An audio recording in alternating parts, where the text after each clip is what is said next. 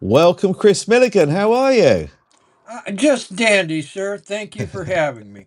I'm pleased to hear that. For those that don't know your work, I'll quickly go through a bit of an introduction. You are an American writer, researcher, publisher, best known for founding Trine Day, an independent publishing house focused on controversial history, intelligence operations, political power, and subjects often avoided by mainstream publishers. Tyne Day was established in the early 2000s and has published books concerning the CIA, Skull and Bones, the Kennedy assassination, covert operations, organized crime, mind control, and intelligence linked drug trafficking. Your father had a significant intelligence background, serving with the OSS Military Intelligence G2 and later the CIA, where he became a branch chief dealing with East Asian intelligence analysis. You have stated that your father began speaking to you during the 1960s about intelligence operations, secret societies, and alleged links between covert organizations and the international drugs trade. Was that about Yeah, right? yeah. My daddy, is responsible. I mean, it just uh, it it it just kind of grew organically. I mean, uh, he I've told it over and over again, but just tell it a little bit here to put it in place. But uh, it was about the Vietnam War, and my dad asked me, he says, "What do you think of the Vietnam War?" And I give him a flip little teenage answer. So you got some rice patties and some hand grenades, and you throw them and win it for the good guys wearing the white hats and everything. And he said we had to have a talk. And I just went, I was in high school, just went on with my life, and finally I was in college, and got a gal pregnant, got married, and had a 6-month-old kid, and was coming home for my 20th birthday. And I figure, we're going to have ice cream and cake and stuff. And my dad said it's time to have this talk. And there was this professor from Vanderbilt there, and they take me into my little brother's room and set me down. And my dad looks at me and says, Vietnam War is about drugs. There's these secret societies behind it. I'm thinking he's talking about the mafia. I mean, it's the only thing I can think of. And then he says, and communism's all a sham. These same secret societies are behind it all. It's all a big game. And that completely lost me. And then they started talking about my dad's intelligence career. But I'm still thinking about that thing about the communism's all a sham, and these secret societies, and it's all a big game. And because my dad's intelligence career had never been mentioned. The only time I remember is my older brother and older sister. We were sitting in a hallway in Nashville, and my older brother says, "I think Dad works for the CIA. That's how come we were overseas." And I was 8 years old. I was into baseball. Didn't mean much to me. Sure. And so then after they tell me all about my dad's intelligence career, which she started as an 18-year-old kid in the 30s, um, they start talking about the Vietnam War. And they start telling me that they're playing out a lose scenario in the Vietnam War, which again doesn't compute at all because, I mean, they're trying to send me to there to kill people with rules. And now I've got my dad and professor telling me that they are playing out a lose scenario. They had been asked to help with a assessment report for Eisenhower when Eisenhower became president, and they said they were just playing out one of the lose scenarios, And again, that didn't compute, and and then I remember my dad just start in mid sentence just stops. Uh, he was talking about sway pieces. They were talking about propaganda and psychological warfare, and he could just see that I had no idea what they were talking about. It was, it was Yeah. information overload, and Yeah. it didn't make any sense to me. So, I just went on with my life, And I mean, at a record store, I was putting on rock and roll dances. It was the late 60s. I was having fun. And a little later on, I was reading a girly magazine about the Kennedy assassination. And they were talking about, well, the mafia could be involved, the CIA be involved. And there was a little throwaway line about secret societies maybe being involved. And that brought back the conversation that I'd had with my dad, because I really hadn't thought about it. I mean, the only question I went next time I saw him, because he told me that one of the things that OSS he was supposed to do in the Philippines was to collect 9 copies of everything that was printed.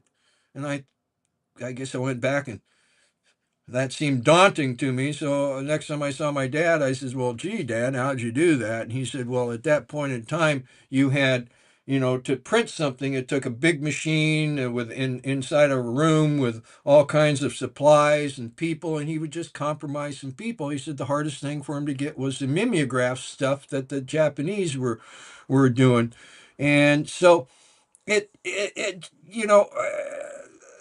I came across that secret. I said, "What did my dad tell me?" So I started to dig into it, and um, I like books, and so I started getting, especially books about the intelligence trade, because I wanted to figure out how intelligence works, because basically, I'm starting on this journey trying to figure out how the world really works, little knowing Yeah. what, I'm doing. I'm just, I got kids. I'm, going through life, and I talked to a friend of mine a little bit about my research and what my daddy says, and he says, "Well, you're a conspiracy theorist," and and this was like in the 70s, and so I scratch my head and I say, "Well, what's a conspiracy theorist?" So I again, I like books, and so I go to every bookstore I could find, religious, radical, hippie, feminist, just, regular old bookstores, and said, "Take me to a conspiracy section." And all of them had at least one book. Okay. And so I got these books, and, I got this stack of books, and I'm starting to read through them and whatnot. And after a while, I say, wait a minute. There's something going on here. Because, I mean, I've got a book that blames it all on the Mormons. I got a book that blames it all on the Masons. I got a book that blames it all on the Jews. I got a book that blames it all on the secular humanists. I got a book that blames it all on the Catholics. I mean, and so I said, wait a minute. These are like formula books, okay? I mean, I don't like you, you don't like me. Let's, throw rocks back and forth, and create dissension. And then one of the most interesting things was in really digging into the drug trade. Um, one of I started to see that honest information about the drug trade really stopped in about the 1930s. Okay. And then the books would have, I mean, there'd be some truth in them, but they're trying to direct you somewhere. And because Yeah. one thing my daddy didn't tell me, because I really didn't understand what my dad told me until the late 80s. Okay, because I had to keep reading these books. And I mean, I was very lucky in that my daddy told me this stuff. I didn't really understand it, didn't believe him, but I kept, I'd read a book here, read a book there.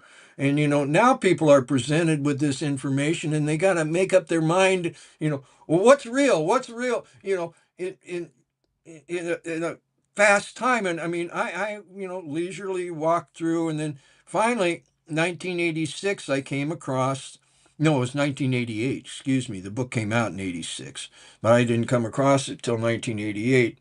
Professor Anthony Sutton's America's Secret Establishment: An Introduction to the Order of Skull and Bones. And that all of a sudden, I mean, I read that and I says, "Oh, maybe my daddy's not nuts. Maybe what he was talking about, I mean, it is real," because it just didn't compute, Yeah. but by that time, my dad was real ill. He'd had Parkinson's for many years, been given very heavy drugs, and he soon died of pancreatic cancer in early 1990. So I never really got to talk to him. I got to look at his papers. Okay, after he died, and it's really interesting. 2 days after he died, two guys showed up on my mom's doorstep and said, "Hey, your husband died. We'd like to go through his papers." Oh, And wow. she let them in, and they went through them. And but I was able to find some very interesting stuff in some of the his more personal papers, especially about a trip that he had done in 1956. And because, see, my dad, he told me, he says, I left him soft in 57 and hard in 59. And come to find out that um, after this trip in 56, because I mean, I was a little kid, and we were told that dad was going to go write a book about uh, the church in Southeast Asia. And that was very believable to us because, he took us to church every Sunday, you know. So, uh, but we come back. He comes back from that trip, and everything just changes. We'd been living on this farm in Fairfax, outside D.C., and all of a sudden they sold the farm, and we were going to move to Rochester, and that didn't happen. So we moved to another house there in Fairfax, and uh, but when I was going through his papers, this 56 trip. Um, he'd been in Chiang Mai, Thailand, because I was looking into the drug trade, and Chiang Mai, Thailand is basically a heroin city. Okay, I mean, it's got a 4-lane highway to the Golden Triangle. All the banks have things there, and I had been told that in my lifetime it had been a small little village, and now it's second largest city in Thailand. And I was, trying to find information about that.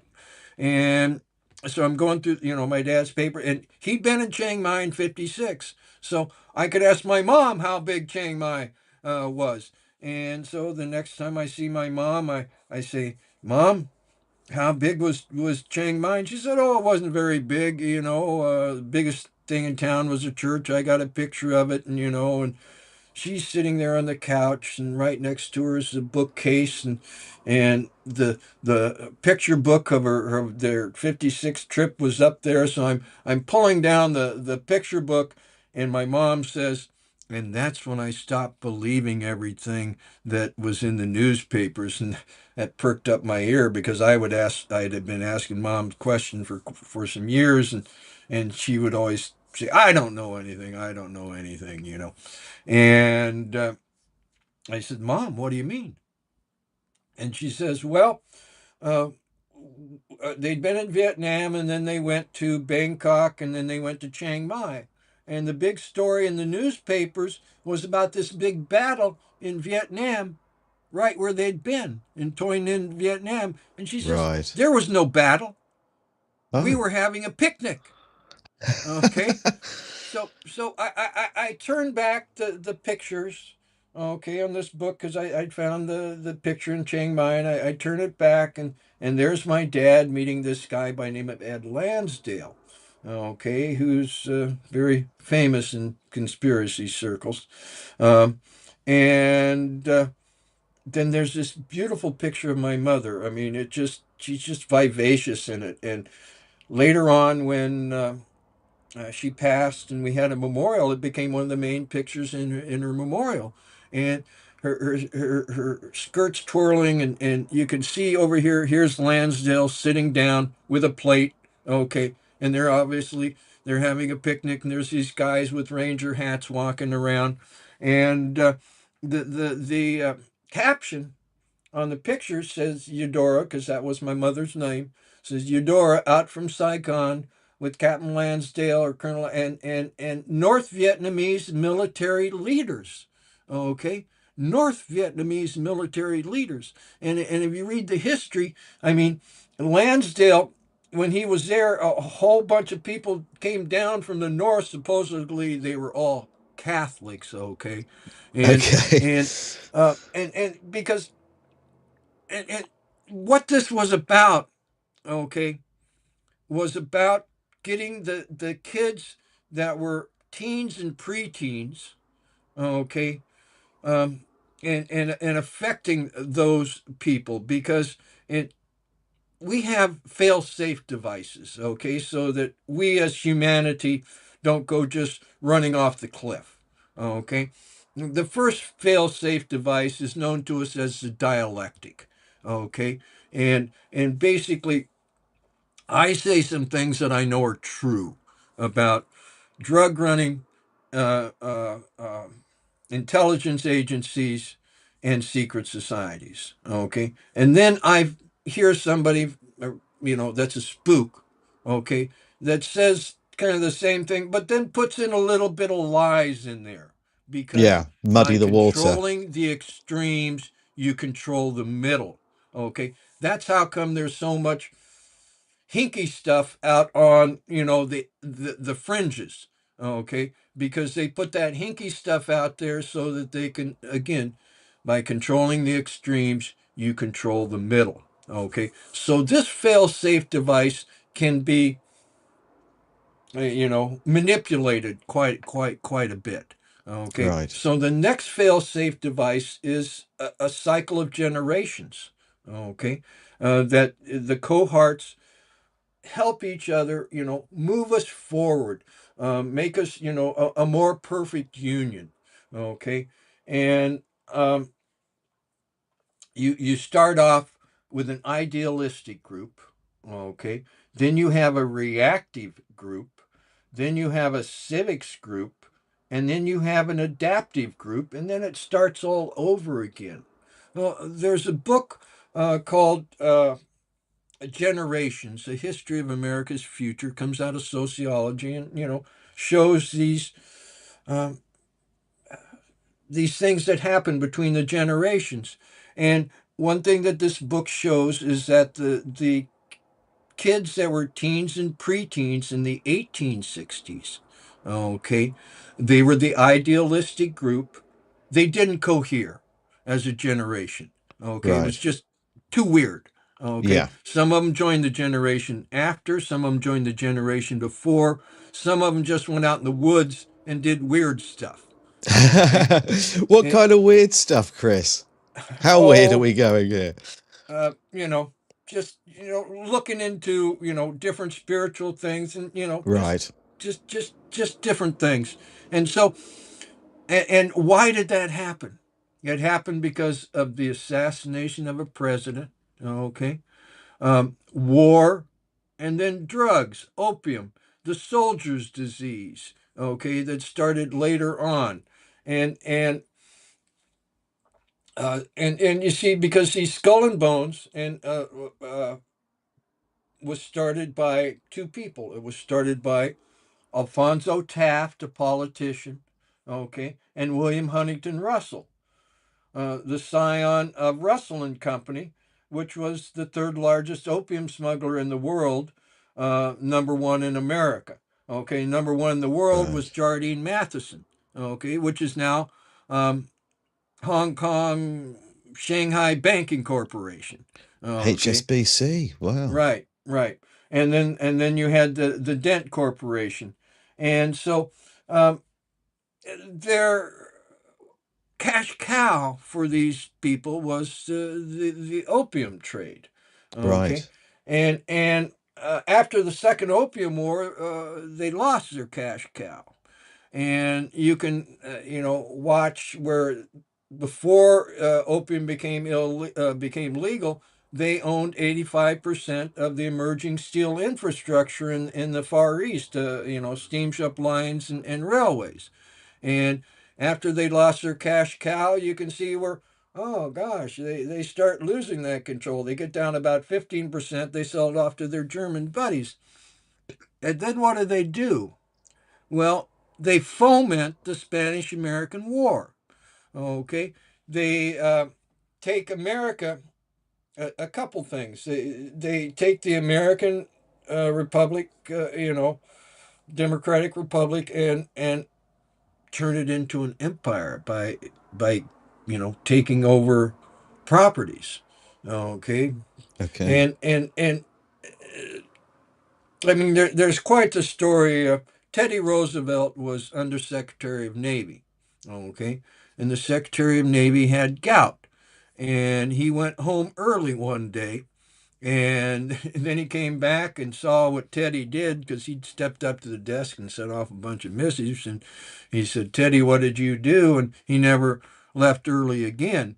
And basically, um, the Spanish American War, the American people didn't want to go to war. Okay. They'd gone through the Civil War. Okay. That had killed a whole lot of people. And this old saying about the bloody shirt. Okay. And, but so they used, a false flag and yellow journalism, okay, to get us into war. The Right. Maine blew up.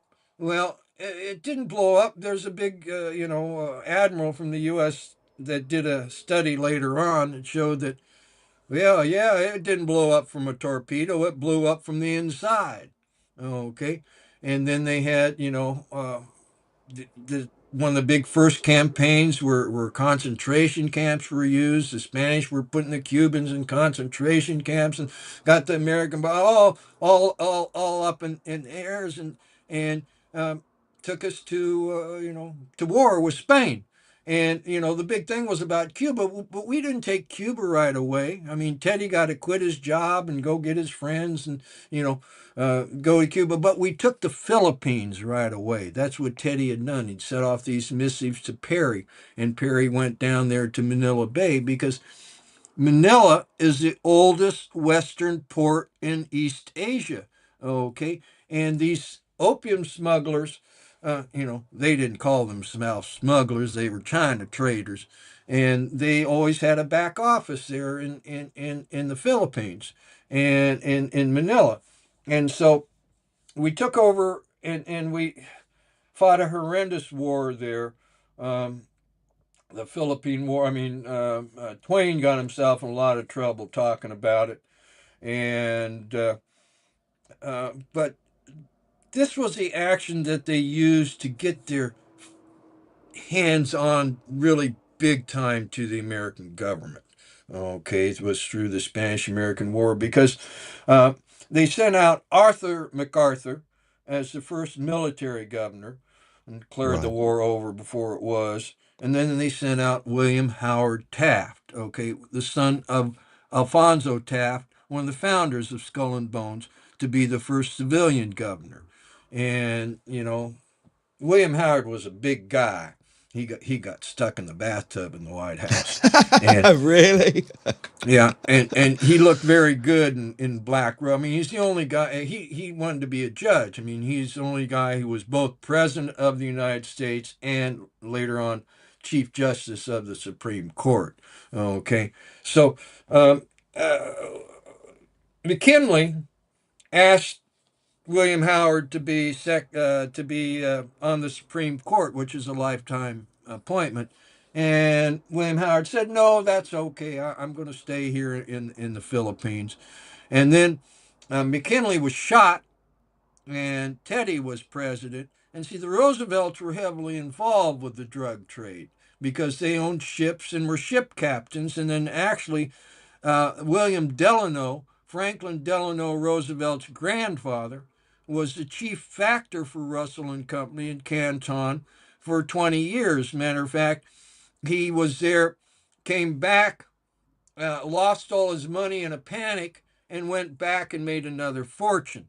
Okay, and now Franklin, you know, went against some of this later on, but that's a whole nother story. But uh, so then Frank, McKinley got shot, and then Teddy was president, and Teddy asked him to uh, asked William Howard to be on the Supreme Court, and William Howard said no. And then finally Teddy said, "Well, how about you be Secretary of War?" And William Howard said, "Okay, my daddy was Secretary of War. I'll be Secretary of War." And he came back to the United States. And if you look at the historical record, Okay. What he did in between us being on the Supreme Court and then finally, leaving as Secretary of War was he made opium illegal in modern Asia. Okay. And as soon as you make it illegal, you need smugglers. And as soon as you make it illegal, you're selling a plant for more than gold. Okay. So, and then what did William Howard also do? William Howard started the Hague and the Shanghai Conventions, which gave us the prohibition on three plants, on opium, coca, and cannabis, okay, which is, when these plants are illegal and you can sell them for 8, 10 times more than they're worth, what it means is you're creating this big pile of money, okay, that allows you to go out and corrupt things, Yeah. okay, because that and they really got their claws, like I say, into the U.S. government then, big time, and so what did they do? Well, let me see. Well, they first got an income tax, which was a tax on income, not on wages. Okay, and so they got that in, and then they get us fake money, the Federal Reserve. Okay, so you get those two in place. So what do you do? Well, you get the people in debt. Okay, Mm. so they take us to World War I. And we did a great book by some UK authors, Jim McGregor and Gerald Doherty, called "Prolonging the Agony."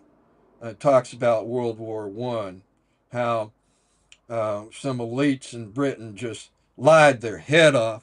Is Okay, this the Society of the Elect connected to that, Kris? they're connected to it, Mm. and we did another book by these guys called Two World Wars and Hitler, Who's Responsible? Okay, and basically, the people in England have been treated terribly and just been lied to. I mean, we've been treated terribly here in the United States too. Okay, but yeah, prolonging the agony is a book that we published, and I mean, I can't recommend it enough. I mean, I remember reading it and saying, "Lord have mercy," because I took a lot of history classes and but there's a history that they want to teach you, and there's a history of really what happened. Okay, so they get you into debt. So World War I, and I mean it lasted much longer, and again, read "Prolonging the Agony." Okay, so then this whole thing too is creating this psychological warfare of, what your daddy do in the war? What did your daddy do in the war?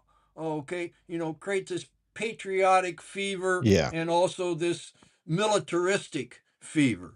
Okay, and so because Spanish American War, another generation, World War I, another generation, World War II.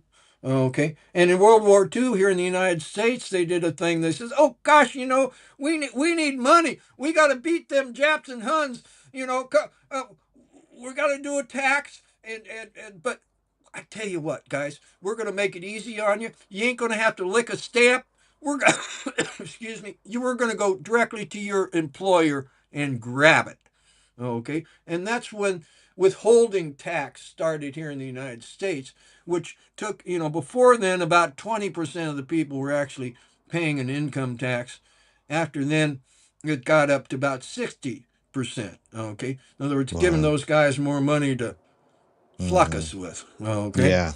so again, um, that operation worked good in the 1860s. So they tried to do that again to the kids that were teens and preteens in the 1960s. Okay, and so what did we have? We had war, the Vietnam War. We had the assassination of a president, and we had all these drugs running around. Okay. And to get this in place, they had another three things they had to get in place by then. They had to get television, and the patents in television go back to the 20s. Okay.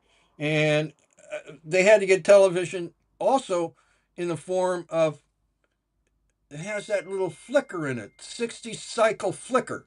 Okay. And you read any book about hypnosis and it'll tell you that a 60 cycle flicker will put you into a trance.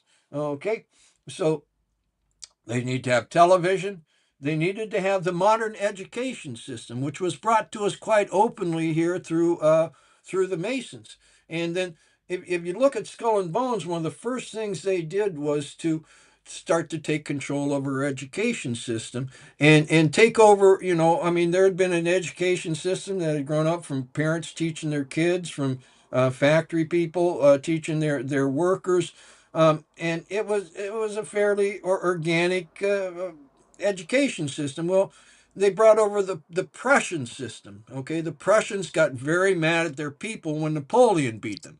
Okay, so they actually took the kids by bayonet point and said, "You're going to school," and started compulsory Really? education. And instead of teaching you how to think, they teach you what to think.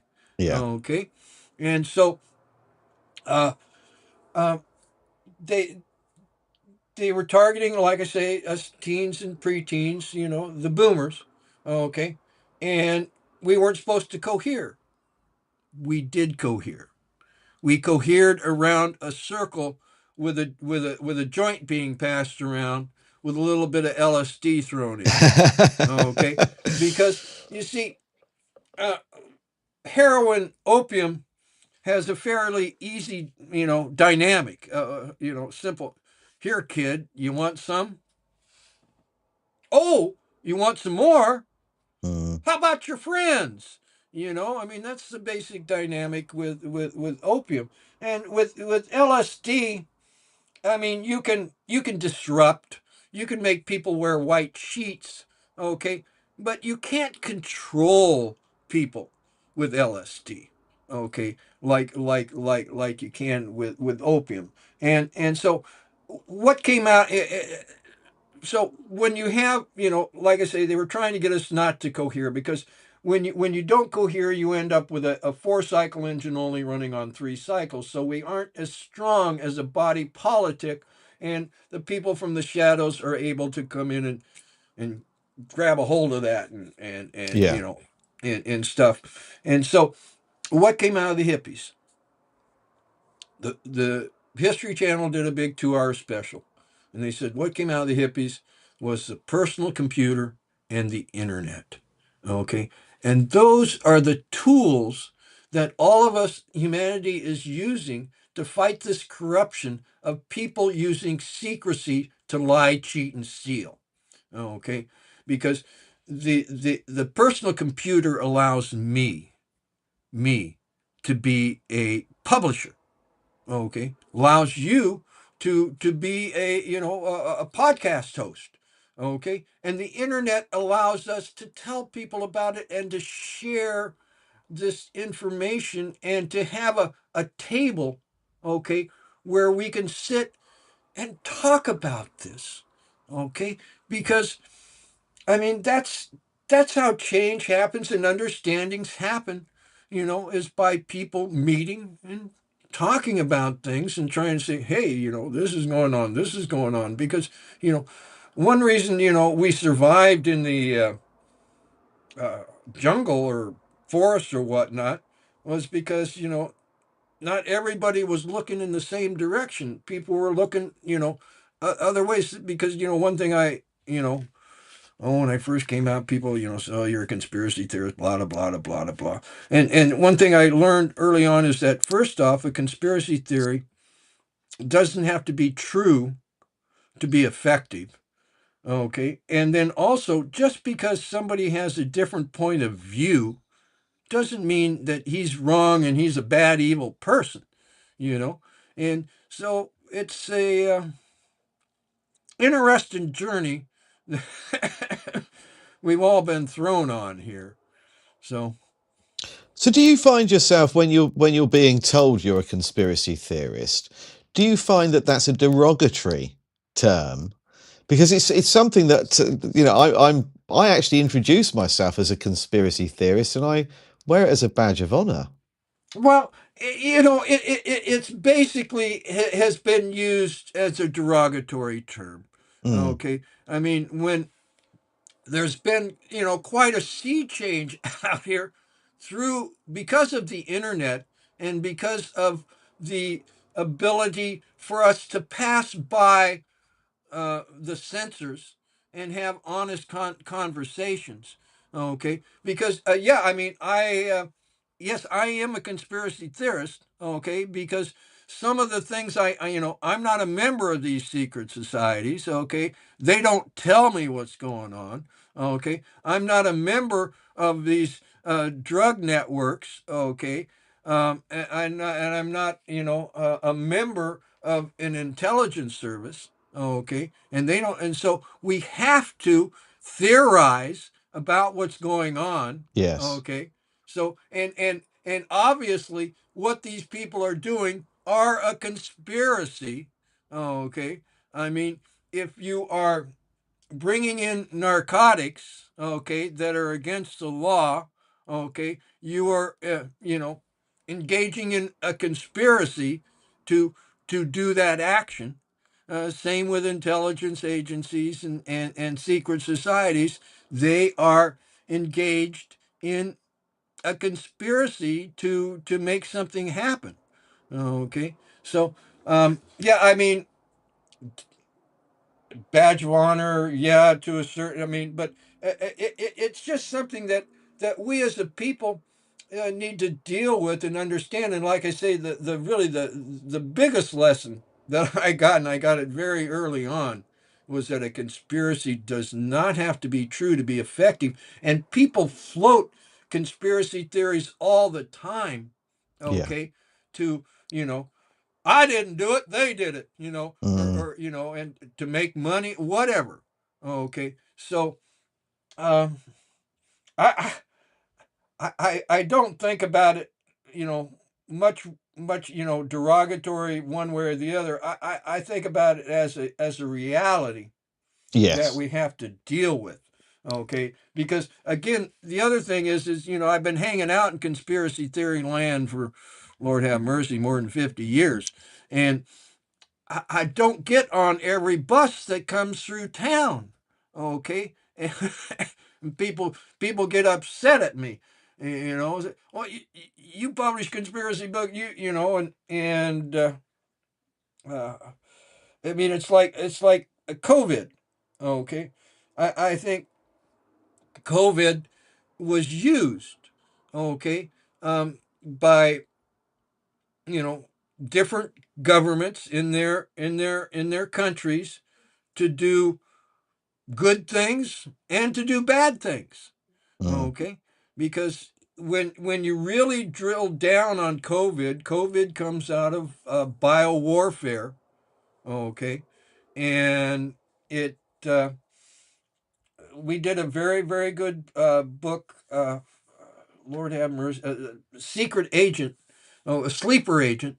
Okay, about bio warfare, because see, bio warfare started uh, with horses, okay, because it has to do with war and the great powers and your wars in the 1800s and early part of the 1900s.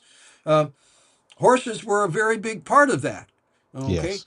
and so one of the great powers would try and give this person over here get their horse glands or something like that, but they'd say, oh, we didn't do it, they did it over there. Okay, so it's a real mishmash. And you know oh, there's a lot of treaties that have been signed, and we aren't doing offensive stuff, but we still have to have the capability to do defensive. Well, I mean that's gaslighting. Okay, Yes. I mean, because you are, and if you really trace the COVID thing back, there was a factory in Russia in September of 2019 that blew up. Okay, that had to do with biowarfare, and the story has more to it than that, but I can't remember it all. But this thing had to do. This agent was basically targeting Orientals, especially Chinese. Okay, that's one reason why the Chinese went overboard kind of on it, the whole thing. And it didn't come back to Russia until somebody from Moscow went to Italy and came back, and that's when you saw all the ambulances running around uh, Moscow. But you see, when things happen like this that people don't really understand, it's very easy to, gaslight people and say, well, they did it, Yeah. and to get people all riled up and whatnot, But, I mean, people don't like to be told what to do. They don't like, you got to wear a mask. I mean, yeah, I mean, it's part of human nature, you know. But you know the word quarantine, didn't just happen. I mean, it's an old word because um, plagues and stuff like that have happened before, and they all weren't Dr. Fauci's fault. Like they try and put, because if you can identify some, well, it's their fault, so you can get people to hate that person, then you don't gotta they don't gotta worry about what actually happened. Okay, so conspiracy theory is used in many ways. Okay, to befuddle us and to make us spend all our energy you know doing this when actually we should be looking over here or something. So Misdirection. and and then secret societies. I mean, it was very interesting. I was Trine Day started because this I was running an email list called CIA Drugs, and I had a lot of people on there, and one of them was Daniel Hopsicker, and he was decrying that his book had been in New York for 2 years with an agent, and nobody was going to publish it. And I heard that a while, and finally said, Daniel, I've got a computer on my desk. They tell me I can make a book. Come on out and we'll make a book. And we did. We made Barry and the Boys, and then I'd become friends with Professor Sutton, um, and he informed me that his book was going out of print. And I said, "Oh, that can't happen. It's never been in bookstores. It's never been in libraries. Never been in hardcover." I says, let me do something. I talked to Daniel. He didn't want to do it, so I went out and borrowed $5,000 and started a publishing company, little knowing what I was doing. And one thing that was going on too was that Daniel's wasn't the only book that was circling New York. There was a lot of books that were circling New York, and people said, "Oh, this hippie out in Oregon's going to publish these things." So they started sending me things like "A Terrible Mistake" by Albarelli and "Sinister Forces" by Lavinda, and all these books. And then you know I never really talked to people. Says, "Hey, you want to write a book and we'll publish it." But finally, I was looking into secret societies. I did my book, Fleshing Out Skull and Bones, and in English there was no biography of Adam Weishaupt, the gentleman who started the Bavarian Right. Illuminati. Yeah. You know, I couldn't believe it. There was some in German, there was some in French, but there was nothing in English. So I went to a guy in Canada and got this book Perfectibilist done. Okay. About because that was the first name that they had given to the Illuminati, Weishaupt had, and so you know kept looking at these the secret societies and different things, and yeah, I'd get people that would tell me, "Oh, well, there's no conspiracy here, and they're just people that want to get rich." They just, and I look at it and I'd say, "Well, they really got a lot of money already. Yes. It doesn't seem to be, and it finally came to me that what it was about is about control. Yeah. Okay, Yeah. it's about control. It's about control of the future. Control of your children. Okay, because do you have children, Guy? Yeah. Yeah. Not so young anymore, though. Eldest is about to turn 30. Well, that kind of happens without us doing much anything. Yeah, you're absolutely right. Yeah. In the And blink of my an eye as well. What about you? Do you, Chris? Oh yeah, I've got three children, and and we all love our children, and we try and teach them and everything. But we find out that sometimes they don't listen to us. Yeah. But they'll listen to a movie. They'll Mm. listen to the culture and stuff like that. So and so I keep looking at these the different secret societies and see and I look back at the history of them and like the woodcut, okay, that is used for Skull and Bones logo. Okay, it's Hmm. basically the skull and crossbones Yeah. without the lower jaw. Okay, denoting that you don't talk. Okay, well that woodcut goes back to the Middle Ages.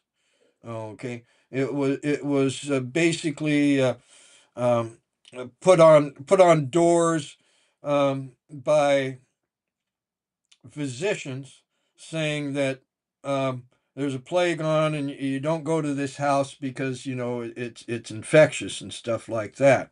And so then it got to be used for people because the Catholic Church was the power that be.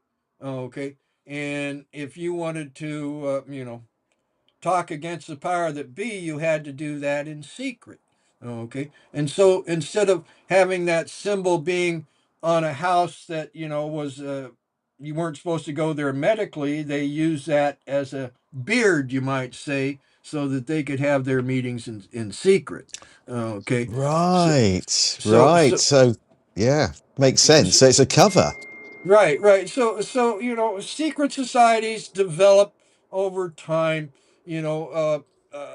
In opposition, or I mean, you have the Jesuits, and I mean, Weishaupt was a Jesuit, and it basically, if you look at Weishaupt and the Illuminati, one of the things they said, we're going to infiltrate all the Masonic circles, okay, Yes. because.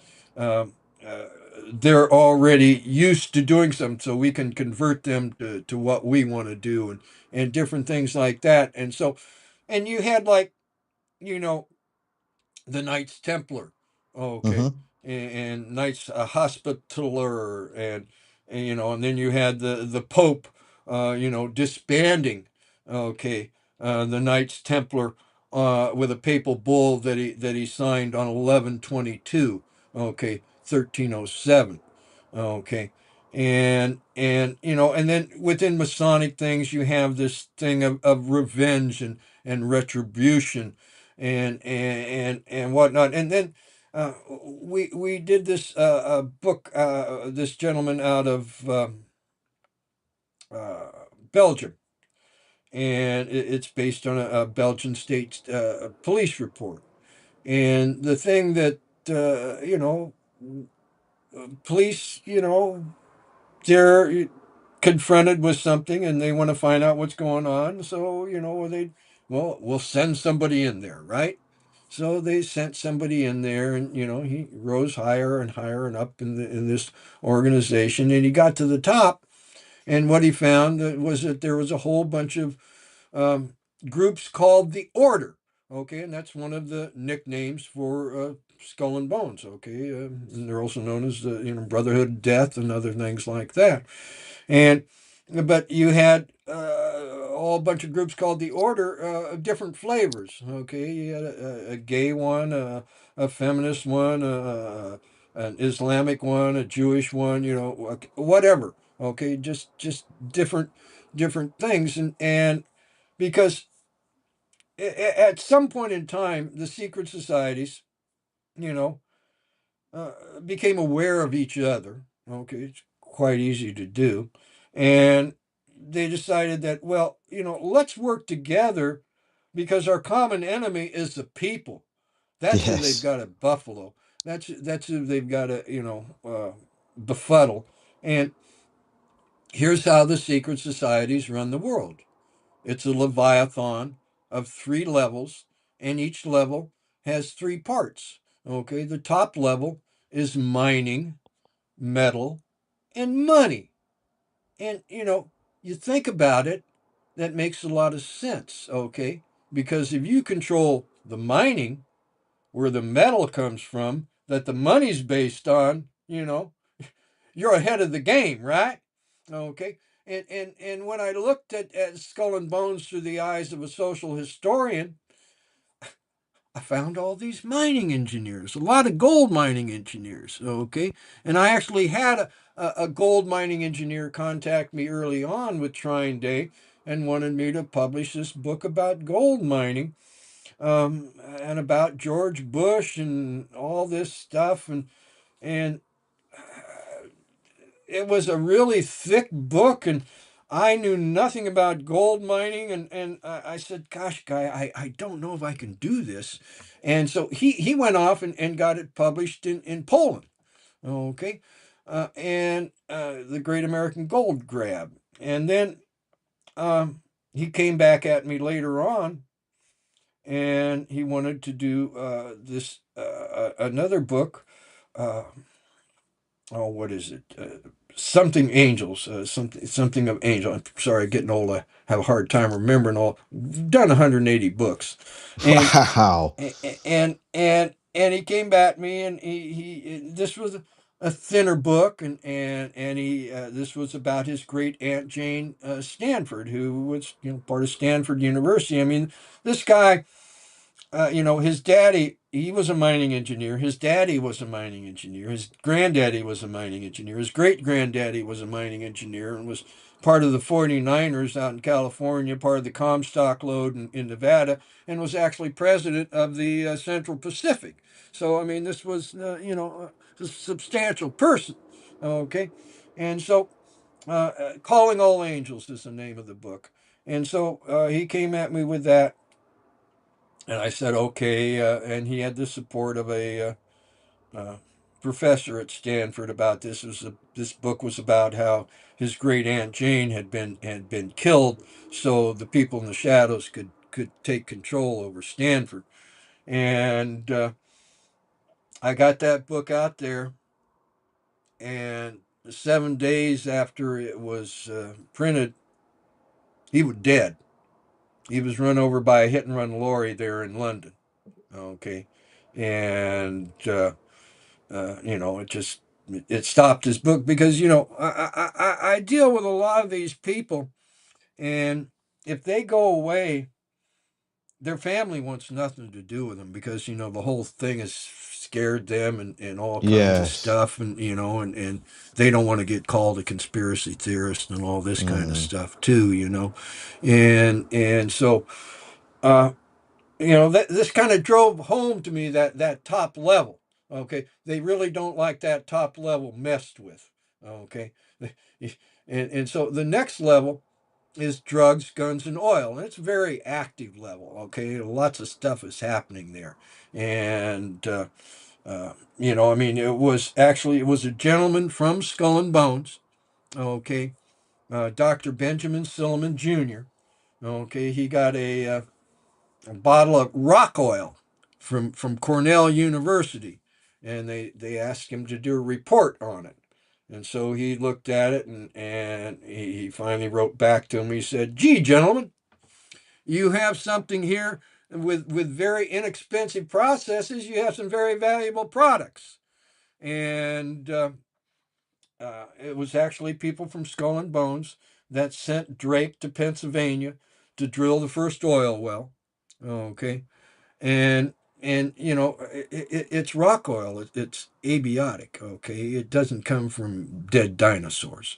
Okay, I mean uh, we have all these tectonic plates and whatnot. And see, if you take these, I can't remember what kind of rocks they call them, but that come from way down deep, and you put Yeah. them under pressure, they start making methane.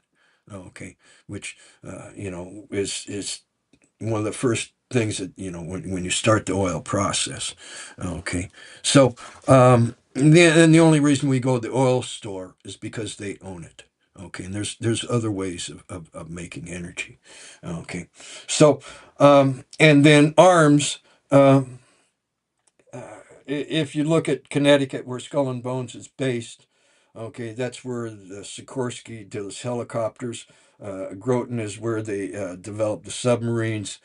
GE is there. I mean, GE makes all the jet engines and all this stuff. And then a lot of the gun manufacturers were right there in Connecticut. I mean, the factory that made all the Browning automatic rifles for World War One and World War Two is in a straight line from the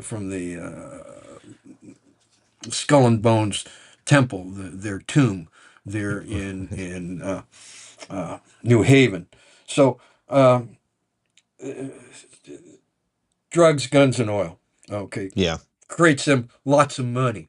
Hmm. Okay, and then where this meets the road, where they use this money. Okay, media, number one. They got to control the media. Mm. Okay, I mean that's one reason why you don't see me written up in the New York Times, the Washington Post, or the London papers. Okay, they've never mentioned us once. Okay, and I mean, I don't have a Wikipedia page, and people have tried to set one up. Okay, I've been doing this for 20 some years, have almost 200 books, and it gets set up and gets taken down. So, Oh, his books really? don't mean anything. That Mm. nothing to see here, folks. Nothing to see here, folks. Yes. Okay, so media. Okay, and then music/movies. They've got to control the culture, okay, or Yeah. it'll bite them in the butt, okay. And then the last one is quote unquote magic, okay. Their ability to hoodwink us and to make us think something else is going on, okay, Mm. and their preponderance on doing mass trauma rituals to keep us in line, okay, because at its core, okay, the JFK assassination, okay, is a mass trauma ritual. Yeah. Okay, you kill the king. Okay, you Mm. take his power. Okay, you kill the president of the United States. Okay, in a bloody spectacle on bloody Elm Street.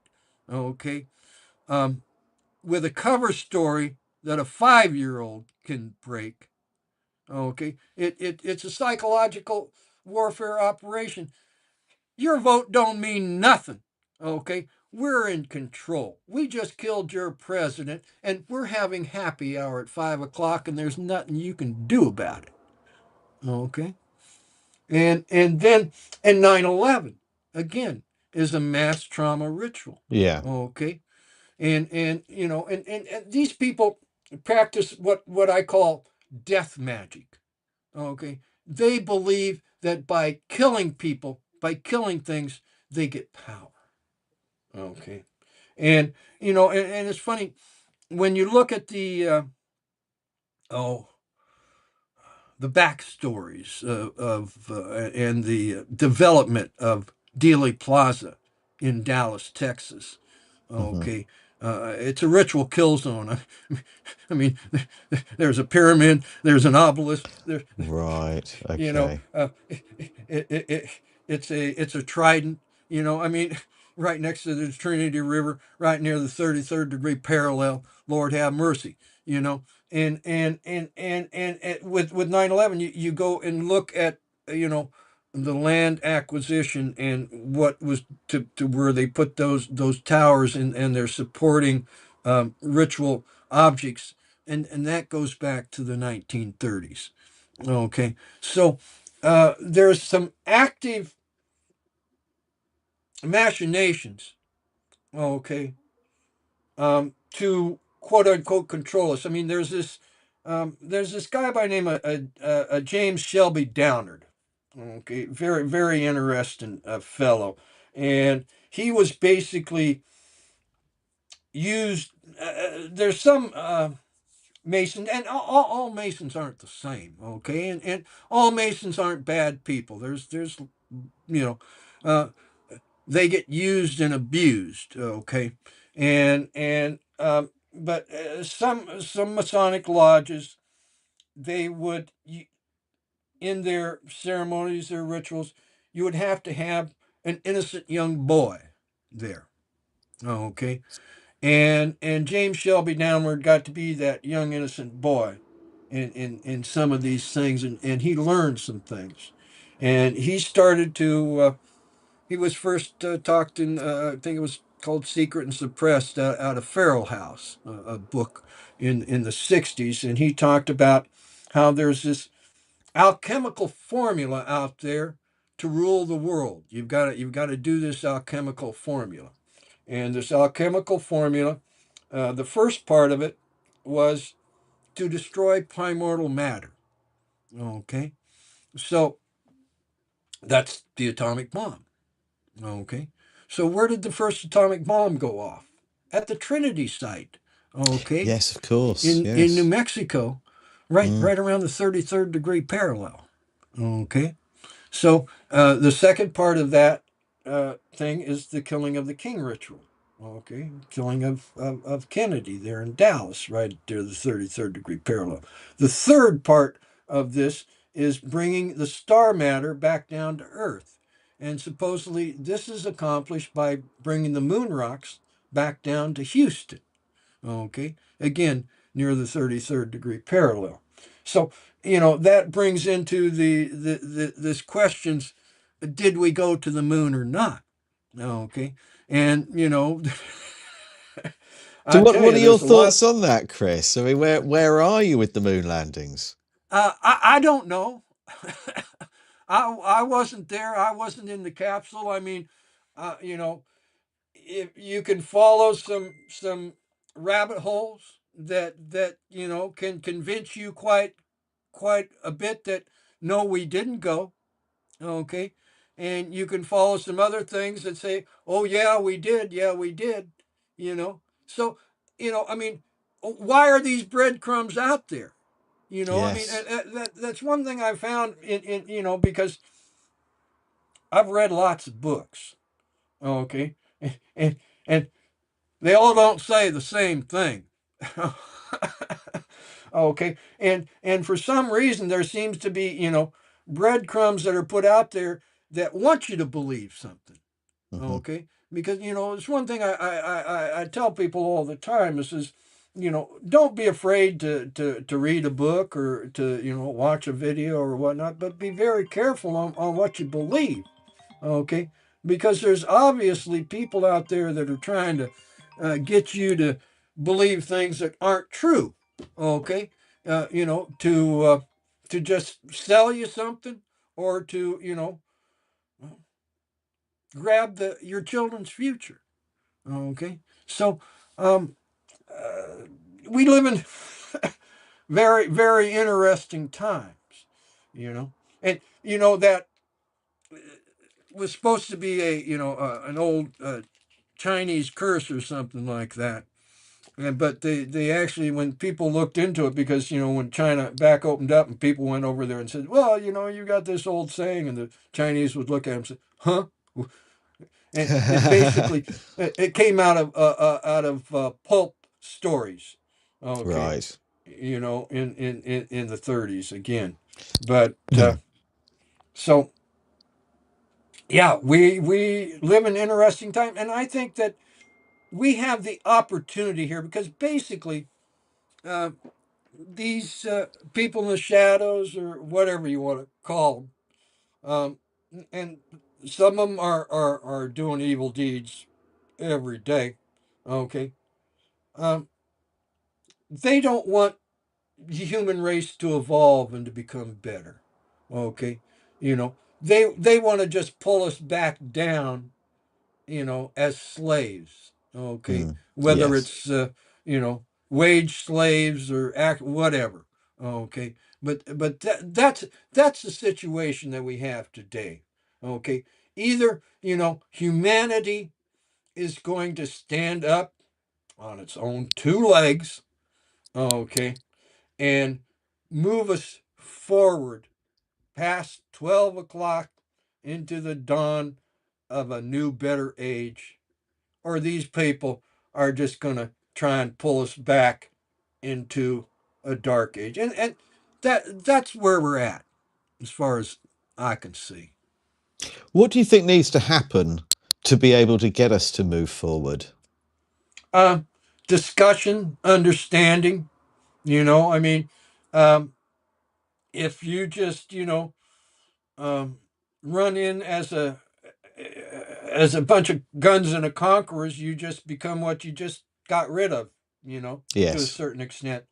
Yeah. So I really think that by discussions around this, I call the internet a table now, Hmm. because it's a table where we can meet. I mean, Lord have mercy, there could be some goat herder in Kenya, okay, watching this on their cell phone, you know and that person may grow up to do some amazing things. Who knows? Okay, I mean, Lord have mercy. There's what there's 8 billion of us running around on this planet, eating and all them other things that people do every day, you know and so there's people say, well, we've got to do these things we got to lie to people to control them so that we'll survive. And that, to me, is not it's not an honest thing to do. you know, and the only that way that really we're going to survive, I think, and move us forward, is to be honest with each Yeah. other, as and try and understand the perfidy that we're in. Okay, and work our way out of it. Because trying to, I don't know, trying to lie to people, to control them, to make their lives better, it doesn't seem to me to be a correct, operating system. Yes, you're absolutely right. Yeah. Yeah, you're absolutely right. So, who do you think is sat at the top of all of this? I mean, do you believe that all of these secret societies are interconnected and that there's Yeah, something? yes, I do. Because, like I say, you've got these circles, okay? And, you're in a secret society over here, and you become aware of this secret society over here. Let's say uh, the Illuminati and the Jesuits or whatnot, And they say, well, we'd like to work together. How are we going to do that? I don't trust you. Yeah. And so you say, well, how about if some of your people come and join our circle? And then we'll join, your circle and whatnot. And then, I mean, the secret society that we probably know the most about are the mafias, okay? And they run around with guns, okay? And so uh, you have these, like I say, circles that become uh, they have other people join their circle, and then you might have like a council above them, where people, and then uh, I don't think they have a one person type thing. They might have a triumvirate, who knows? But there's, uh, uh, and the other thing that the secret societies have is they have books, okay, that they've been taking notes in for hundreds of years. Mm. Okay. And um, what's the saying? It doesn't cycle. It rhymes time, whatever. But things happen, and they do our cyclic and things like that, so they can see, okay, here's what happens economically, here's what happens, with the horoscopes, here's what, so they have all this information, okay, that allows them to try and, be ahead, game ahead of us, okay, and still be in control, okay. So, yes, I do think that they work together, and I do think that they've been using, heavy psychological warfare. They've been using, heavy MK Ultra. Okay, that Yeah. and you could basically see. I mean, it comes out of basically came out of Germany, Bavaria. It really did. Okay, and with the MK Ultra type thing is basically you're trying to work on a person. Okay, you're trying to work on a one unital value. Okay, and you smash that person and create alters. Okay, in their head, and then you know I've gone to mind control survivor conferences, and I went to this one and got about not quite 20, but 16 to 18 ladies in a row, and had them stand by their ages, and was able to ask them questions. And you could see where the people at the older ones, they'd been involved in experiments where, I call them shotgun experiments, where, they're trying everything, they're trying to understand it, they're trying to understand, okay, if I do that trauma, what altar do I get? Do I get an altar that I can control? Do I get an altar that's useful to me? Okay, and to where the ones at the end, they were just using stun guns. Okay, because mind control, it is first. It's about trance. Okay, the first thing is about trance. Okay, and everybody takes trance differently. Okay, some people go into a trance really deep, right? Really fast. Some of them can never, and some of them, will can be retrance really, really. I mean, everybody is different about how trance affects them, and then the next part of it is trauma. Okay, because while they're in that trance, you inflict trauma on them. Okay, and then you have role playing. Okay, would if you won't do something as you, would you do it if you were Toto the dog? Okay, and you look at like Pavlov and um, see, Metrolinx play Bluebird. Okay, that's one reason why at one point in time they called part of it Operation Bluebird. Okay, because if you look at Metrolinx play Bluebird, it has almost 100 characters, if not more. Okay, and a bunch of them are really weird. Okay, like milk, cat, dog, the luxury of being the slave, the luxury of being rich, all these weird characters. Okay, because again, role playing. Okay, Right. and then where was Metrolinx play first put on? Okay, 1906 in Moscow, the same place you had Pavlov and his dogs. Okay, so this experimentation has been going on within certain circles for some time. Okay, and um, it it it it. it it's been used. It's really insidious, and so again, it's about us sitting around talking, trying to figure out where we're at, and then what we can do to get away. I mean, right now, another secret society is the Fascist International. Okay. I mean, Bormann in 43 started saying, hey, we ain't going to win this thing, and started taking the money and all the patents and all the stuff and packaging it up, and moving it out.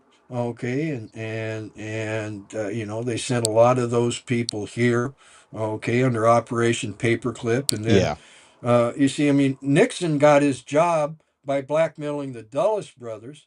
Okay, because the Dulles brothers were bringing in not one or two, but thousands of Nazis against direct written orders from Harry Truman. Okay.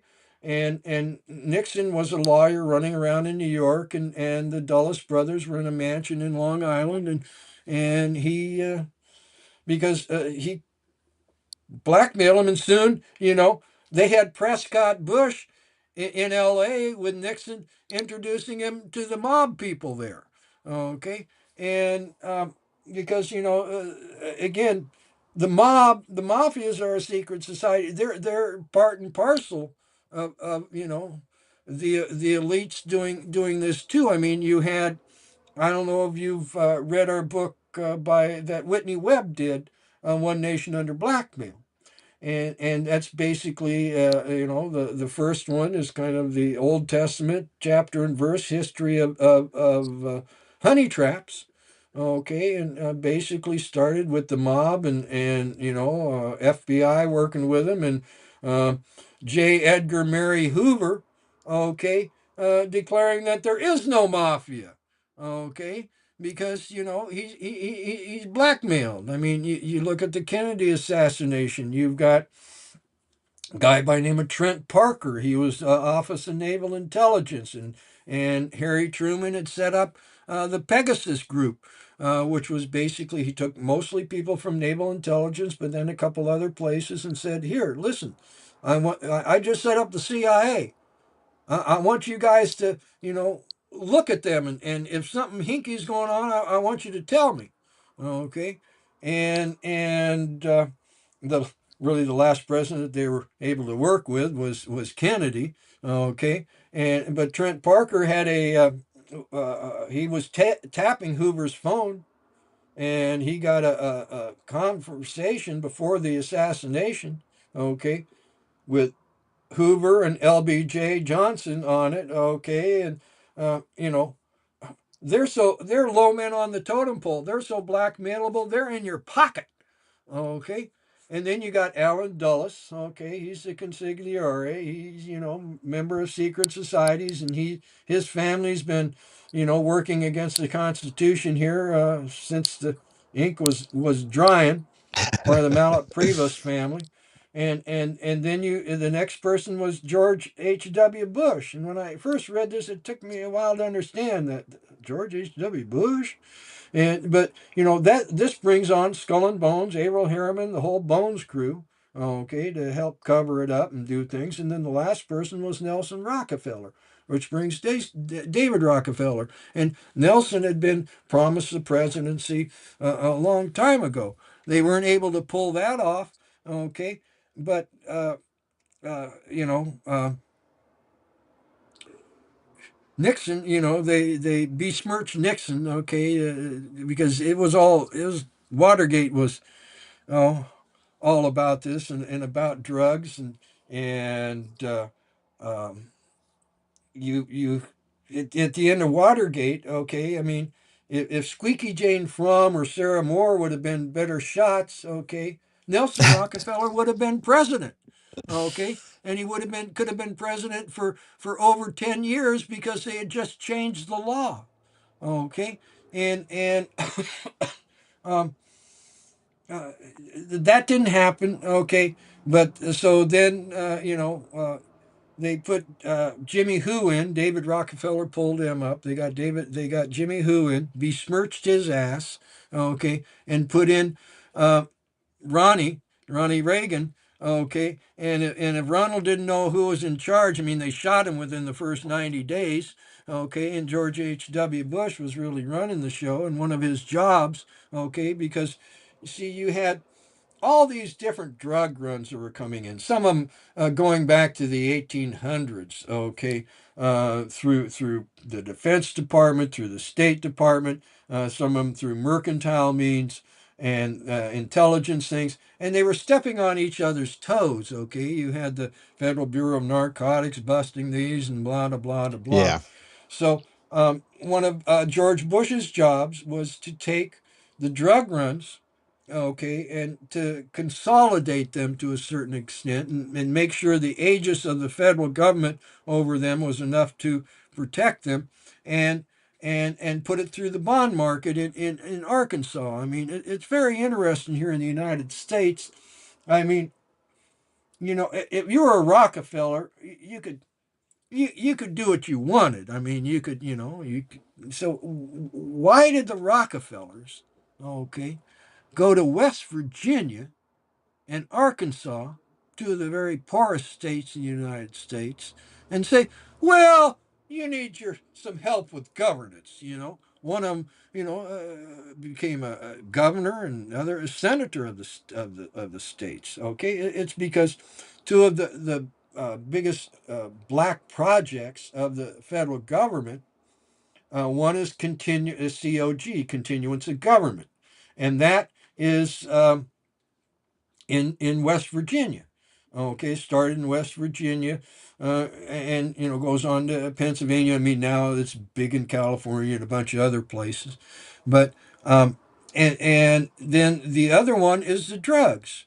Okay, and so they brought him in, put him through the bond market there in Arkansas, and because both these they're mountainous states, and again, you can do whatever you want in the mountains until somebody with a gun comes up there and says, "You better not do that." And we saw them running the money in the 80s and starting to buy up um, HMOs and old folks' homes and stuff like that. And that's, I mean, the corruption here in the United States is just off the charts. I mean, these people have figured out, well, let me see, the federal government's got a lot of money. Well, I can do some corrupt things and get that money going into my pocket. Yeah. And so, and I mean, it's just off the charts. And then again, like I say, we've got the fascist international. Okay, Peter Thiel and Elon Musk. Okay, are Mhm. are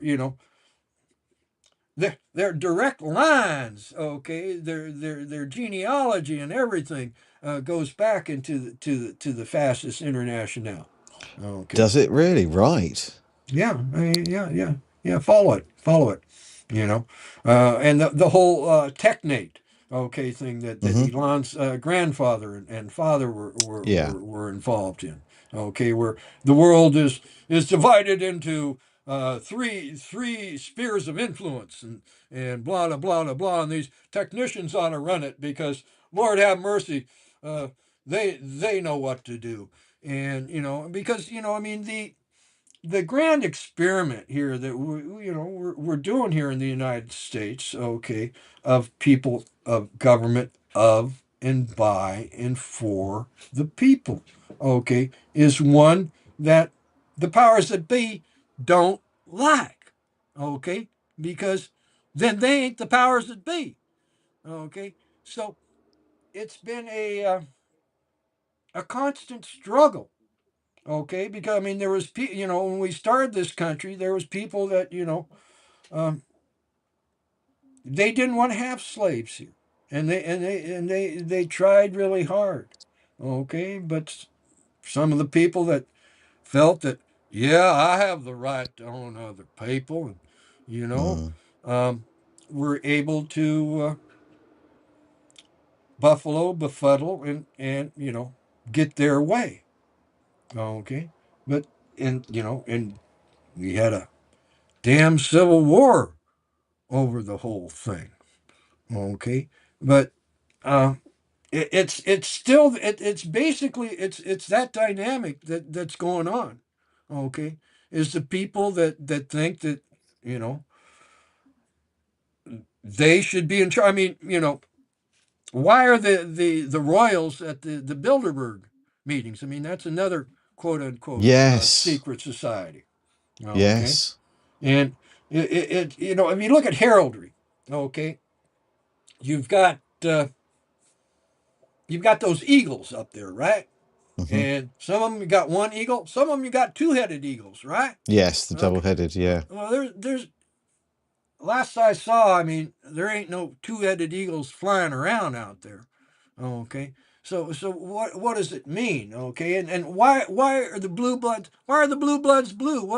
What made the blue bloods blue bloods? Okay, if you dig it deep into it enough, it's because they say, well, we're related to King David. Okay, and what those heads on the eagles have to do with there's a book called Rex Deus. Okay, Rexdeus. Okay, by Picknett and whatever their names are, and it talks about this secret society that basically developed into the Knights Templar. Okay, it basically you had the temple in Jerusalem. Okay, well, the temple in Jerusalem was basically you had the royal line and you had the priestly line. Okay, of the and that was their domain. Well, within this domain, you had a huge community. Okay, because well, let's just say a cassia, an herb. Okay, you there had to be for the priests. There had to be ritually grown, ritually prepared, ritually stored cassia. Okay, on hand at all times. Okay, Right. and a bunch of other herbs had to be on hand at all time. Okay, and then there was stone workers. There was people making the breastplates. There was people. There was gemologists, lapidarians, and all these different people. You know, around the temple. Okay, I mean, you had these specialized ones. Then you also had the people just the food that had to be for the priest and blah blah blah blah. So you had this whole community around the temple.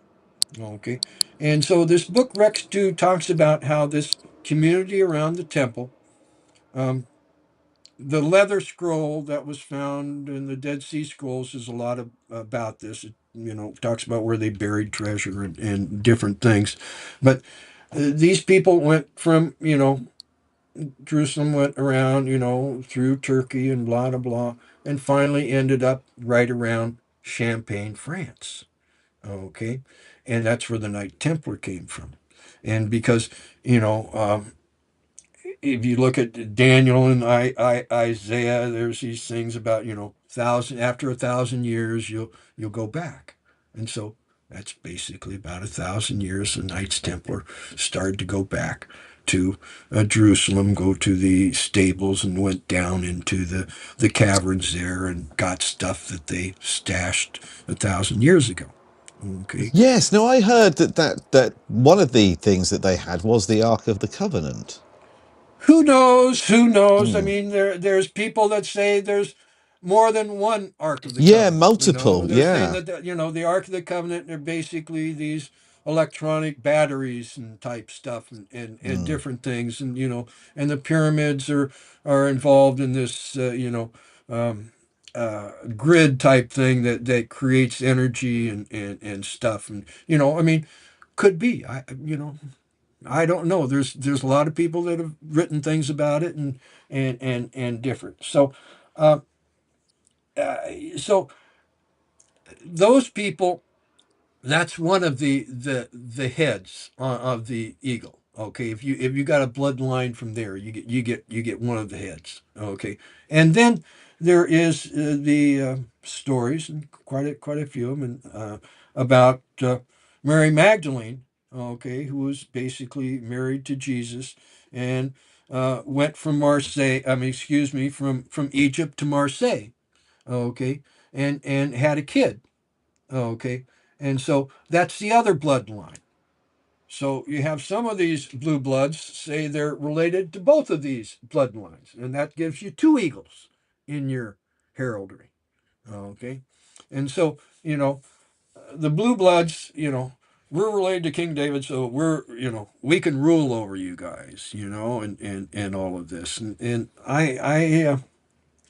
I find it spacious and, I mean, what does a usurper do? The first thing a usurper does is create a backstory for him, so that he could, stand proud and whatnot. So, again, it comes down to how is humanity going to live on this ball that's going through space? Okay. And, we don't, just know that from mathematicians telling us things. You know, we know about it from pictures. We've actually had some of our fellow humans go up there and take pictures of our blue ball. Okay, so you know we're all together, these 8 billion people on this blue ball, and so what are we going to do? Are we going to sit around playing king of the ball? Okay, and and subjugate and kill all the other people, or kill the people we don't like, and stuff, or are we going to learn to get along? I mean, Lord have mercy. I mean it's so funny. you know you grow up, and you oh go to school, go to church, get taught things. And people tend to think that in olden times, people only went 20 miles, they didn't go any further. Well, that's silly.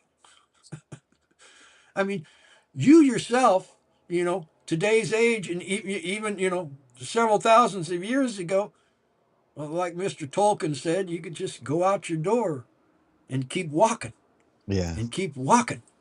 And there are some amazing stories out there in the hoary past of people doing that. You know, and so we need to meet at this table. Okay, I mean, Hmm. and if you can't get along on Facebook, Lord have mercy, how are you going to get along? In a pub, or in meeting together. So I mean, it's a way so that we can talk and really understand each other, and not think that well, that person over there is weird, I don't like them, or something. But Yeah. so I'm very hopeful, and I think that continued discussions like this. I mean, who would have thunk that long form podcasting, okay, would be a thing, okay, that people would actually spend the time, okay, to listen to these things, and to want. I mean, why do people want? Because again, we're on this journey trying to figure out how the world really works, because how they told us the world works in church and school wasn't quite the truth. Mm. you know and so Yeah. when you're faced with something not being the truth, you try and want to figure out what's going on, right? But why do you think so many people don't want to find out what's going on? Oh, Because that's something I find quite they're caught up frustrating. in the world. I mean, Mm. Lord have mercy. When I was a kid, yeah, I mean uh, wage was only was 85 cents an hour, but still, you look at relative how expensive things were, and today, I mean, how many shekels you got to get in your pocket just to have a place over your head? Yes. Okay, and then so I mean, a lot of people. I mean, when you get kids, I mean, it was very interesting. When I first started talking about this stuff, the only people I could talk to were people that had a wide view of things. Okay, because if you're just looking at one little thing, you really can't figure things out so much. But so I found that people that had a wide view of things, we could talk and get some understandings. Okay, and then it was the next motivating thing was people having kids. Okay, because once you have a kid, Okay, I mean that if you don't take care of that person, they're gonna die, right? You know, Yes, yes. So I mean, you're responsible for this person. Mm, Okay, so I mean, it brings about a new level of awareness of what your humanity is, what it is that you have to, because you aren't just taking care of yourself. Okay, you got to take care of these other people. Okay, and um, so that was once persons had kid, they because you read a book and you say, okay, that's interesting. Okay, what does that mean to me? Okay, and then once you have a kid, it starts meaning more to you. Okay, yes. so it again, I'm just very hopeful because I think there are more people that want a better world than want whips and chains, and boots on their face. Because I mean that's what it takes. Okay, yeah, you can control people with the velvet glove, with psychological warfare, only so much. Okay, and then once people start to understand the perfidy, understand, excuse my language, the bullshit. Okay, that they're putting us through, and all the energy that they're spending to control us. Okay, and lie to us rather than deal with us all together as a human family, as a human community. Okay, I mean, you have brothers and sisters. Yeah, yeah, brother, younger brother. Okay, well, he's not the same as you, is he? Mm-mm. No. You know, and neither are a lot of other people. We're all different. We all bring something to the table. Okay, and and I think we realize that, and we realize, you know, we're starting to realize, this velvet glove. Okay, and this psychological warfare that has been happening, and awareness. Awareness is the first thing. Understanding that something's going on. Okay, and you got to turn. Well, what's going on? You know, and I I keep waiting for those little people to do all my work while I'm sleeping. You know, but don't happen, does it? You know, No. it's up to us. It, Yeah, I think everyone's waiting for someone to come and save us, but it's actually us that are going to do the saving. yeah, yeah. It's up to, because again, you know, it's quite been shown that one person can't do it. Mm. Okay, one person can't say it and do it. I mean, um, they done killed a few people now and then along the way. That have said, "Hey, something's going on, hinky here." There's a better way to do things. So it really it takes all of us, and you know, um, yeah, we don't all agree on everything, but Lord have mercy. Um, there's no reason for us to agree on everything. You No, I know, think it's important not to. That's how we learn, isn't it? right? And but humanity is humanity. It's great and wonderful, and I mean, um, who doesn't love the ocean? Who doesn't love to go see the ocean? Who doesn't? Why do we have zoos? You know, People want to go see these animals, see animals. We have we have pets. We have dogs and cats. You know, we have a great capacity to love each other. We have a great capacity to get along and to be human. Yes. Yeah, you're absolutely right.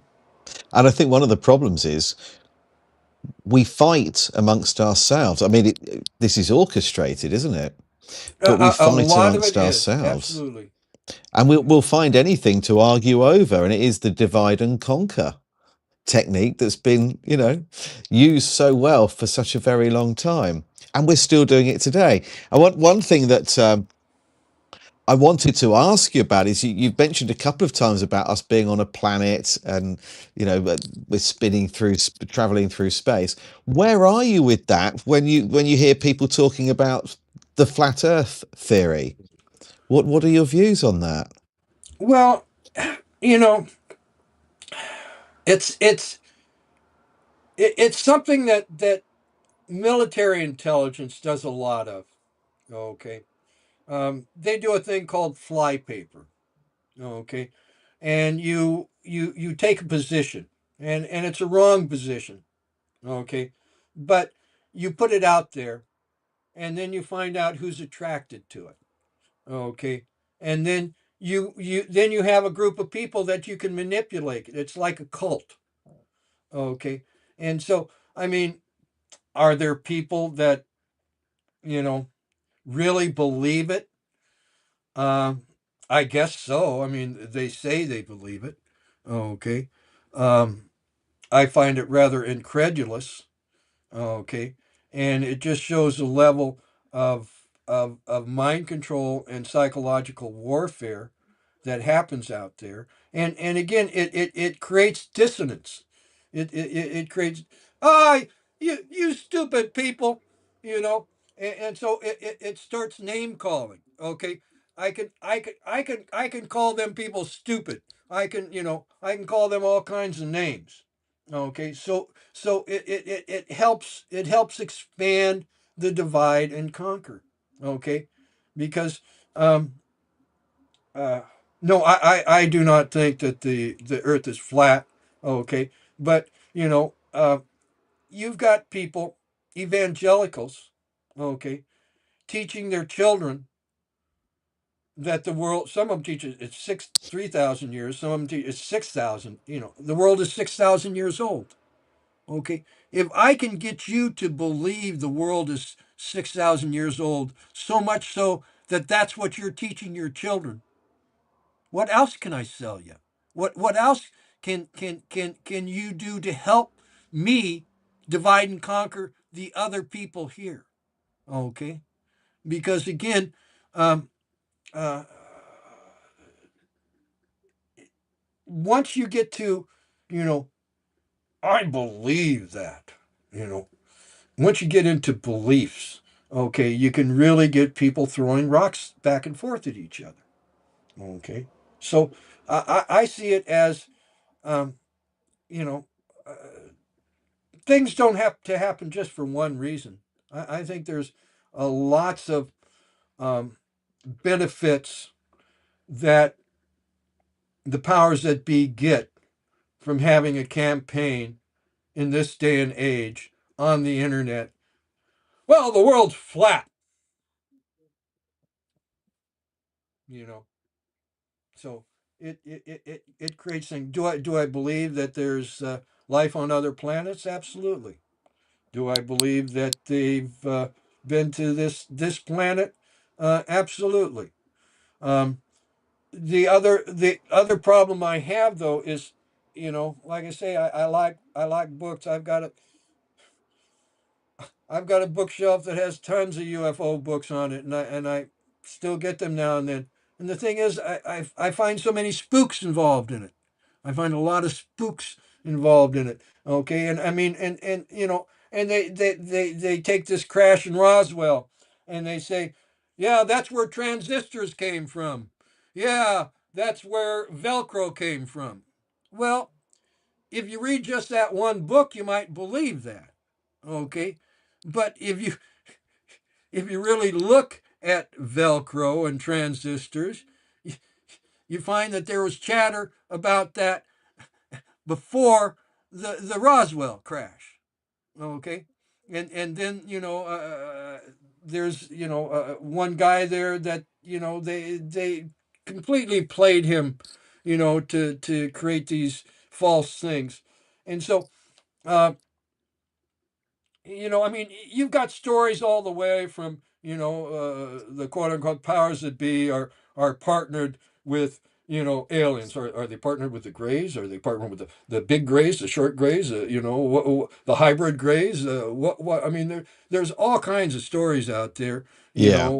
Eisenhower made an agreement with them. I mean, and you can go back farther, and it's very interesting. I mean, like I say, I like books, and you can find books that talk about all the perfidy that were long time ago, but then the powers that be just bury it. Let's just bury that, and we'll present the history, and because I mean the whole thing, we keep getting dumbed down. We keep getting dumbed down. Okay, because I mean you look at the eighth grade test, okay, from the late 1800s, and there's a lot of college people that couldn't pass them today. Okay, because we keep getting dumbed down and turned into just uh, oh, what do you call them, pinballs, you know bing bang bong boom bong, Yeah. uh, you know get led around by events and different things, and not really look at what's happening. But again, we've got more people all the time trying to figure out how the world really works. Okay. And, you know, after my daddy told me, and I, was reading books and researching, I mean, there was a lot of times I said, God, I don't want to do this anymore. People are calling me names and blah, blah, blah. It really isn't helping my life any, but I would find things that would confirm, I would find confirmation towards, this thesis that there's secret societies, and, and they're doing dirty to us, Mm. okay, one way or another. Okay, and I mean, and I'm sure there's good people out there too. I mean, I don't just get into the thing. Well, they're all evil and blah blah blah blah blah blah, because it. All of us ain't quote unquote perfect. We've all done some things, okay, that maybe we shouldn't have at some point in time. Lord have mercy, you know. And so, again, it's about talking to people, understanding where we're at, and trying to get to a better place. Trying to get to a better place, and the powers that be sure ain't, and they want to, they're going to hell, and they want to drag us there too, so Yeah, I think you're absolutely right. Who do you think is sat at the top of this? well Who do you think is the puppet master? I don't think that they're going to tell us completely. Mm, Okay. And again, I look at it as a system, as a secret societal system, okay, that not only does dirty to us people, but it does dirty to the people that are involved in the system. mm. Okay, so I'm sure that they have some sort of governing structure. Okay, and um, but whether they're going to put that person on a pedestal and tell the world about it, I'd be surprised. Okay, but there's obviously people from the United Kingdom. Okay, there's obviously people in Europe. There's obviously people in the United States. I mean, one thing I like to, a secret society. What are the things that determine something is a secret society or not? Okay, um, some people say, well, is there a membership list? Can you get a list of their members? Okay, because if you can get a list of their members, then they aren't so secret, are they? Okay. Well, it's very interesting. I mean, Skull and Bones at times have been, where, they tap 15 juniors every year. Okay. And there's been times where, that's been part of the society pages in New York City and all kinds of stuff like that. Well, they went dark, okay, starting in 1968, okay, the year that George W. Bush was a member. Um, that was the last, because they used to even print all their members who was tapped every year in the Yale Banner, their annual for the school. Yeah. Okay, but 1968 was the last year that they published the membership list. Okay, there. Now, I was able to, you see, Anthony Sutton was working for the Hoover Institute at Stanford University, and they had asked him to write a book, 3 volumes, about how Western technology affected Soviet technology.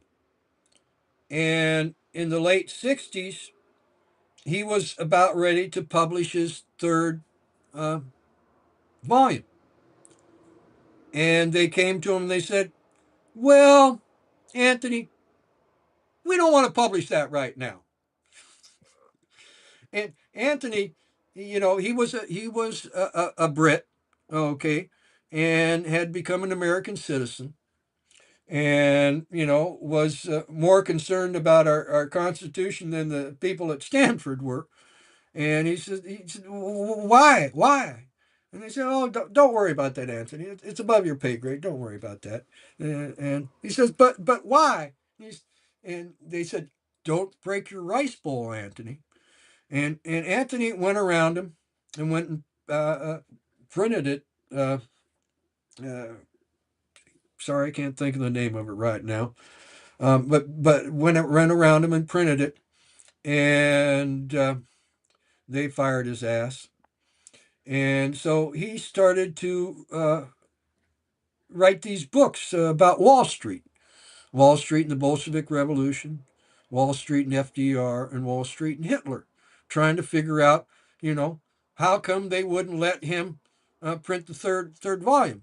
Well, the reason why they wouldn't let him print the third volume was because, just like my daddy said, uh, the Vietnam War, they were losing the Vietnam War. It was a planned debacle, and uh, it was about drugs, because it was about taking American boys and girls, Korean boys and girls, British boys and girls, Canadian boys and girls, Australian boys and girls, sending them to hell for 1 year.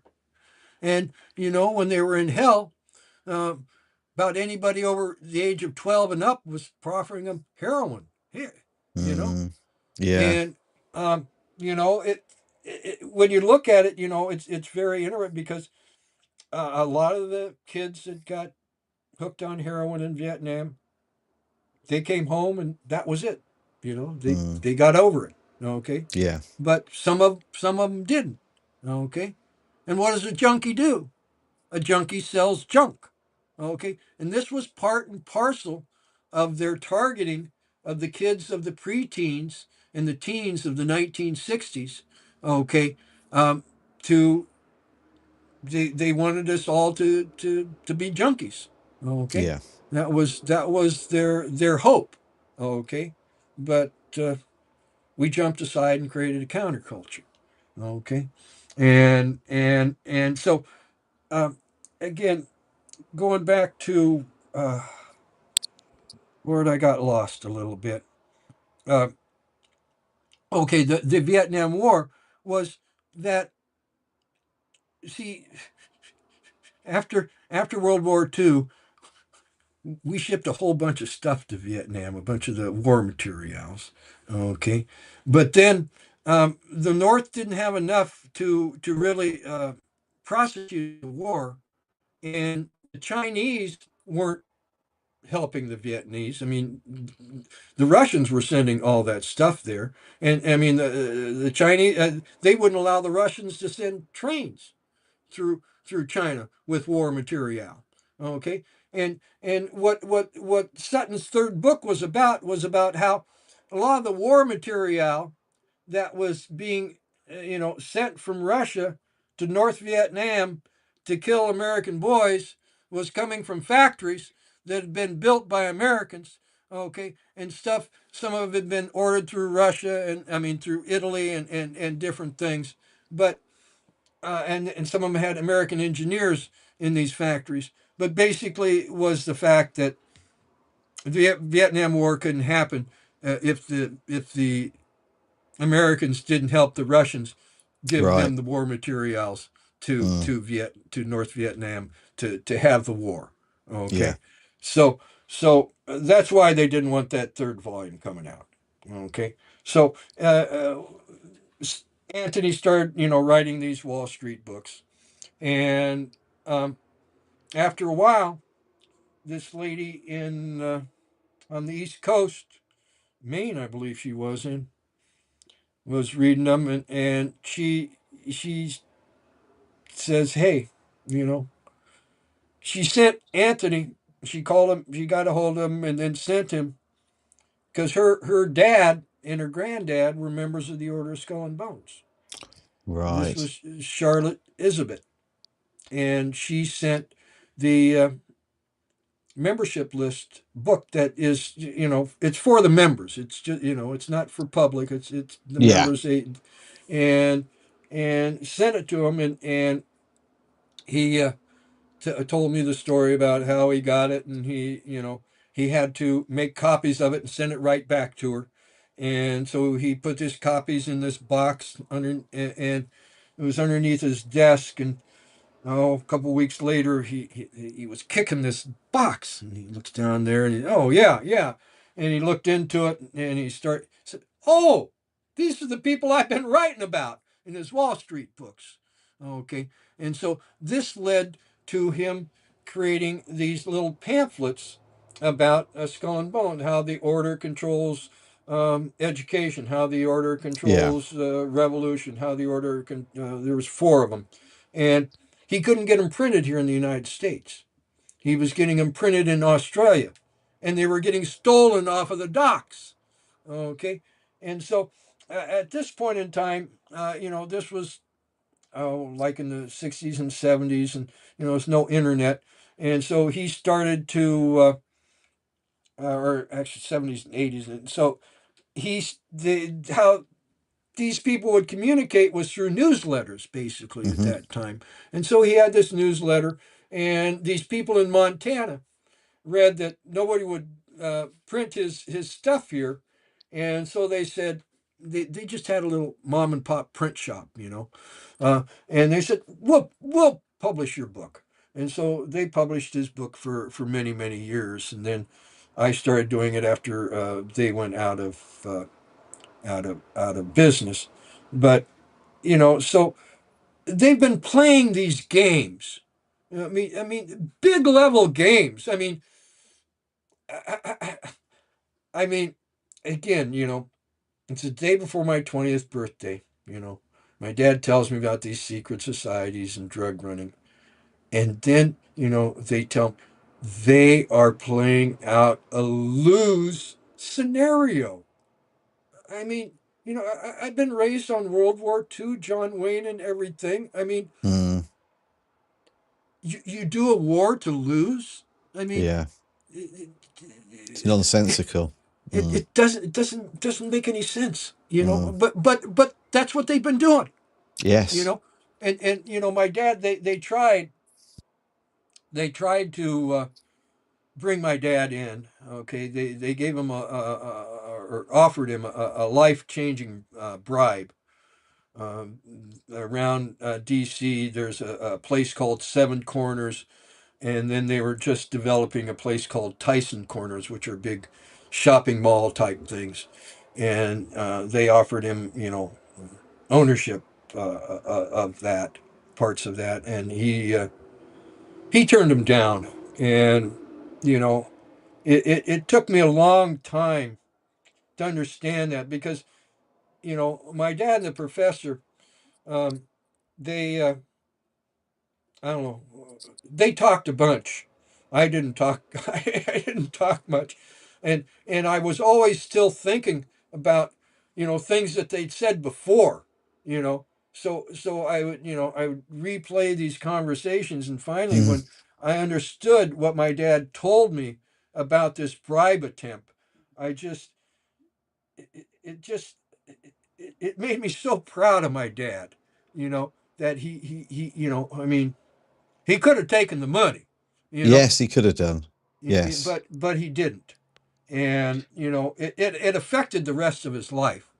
I mean, he uh, it affected the rest of his life, not because he was a good research and analysis guy. That was his job, Mm. and it there's not a lot of jobs like that in the private sector, you know, Yes. and Yes, I and can and, imagine. and so I mean it was very interesting, once uh, because I mean he'd been working, and then all of a sudden he got made a vice president of a college, and then the president of the college quit, and they asked my dad to be president. He said no, and moved the whole family out, and then my mom hadn't worked for many many years, and she went back teaching, and soon and my dad went from being a vice president of a college to being a college student, and then very soon teaching junior high school, you know, and it just was a hard hard time understanding it as a kid, you know, Yes, I can and even a imagine. hard Yeah. hard time understanding it as an older kid. Mm. And like I say, I'm so lucky in that you know I had 20 years of reading books and looking at these different things to try and understand it, where now people are presented with this corruption and these conspiracies.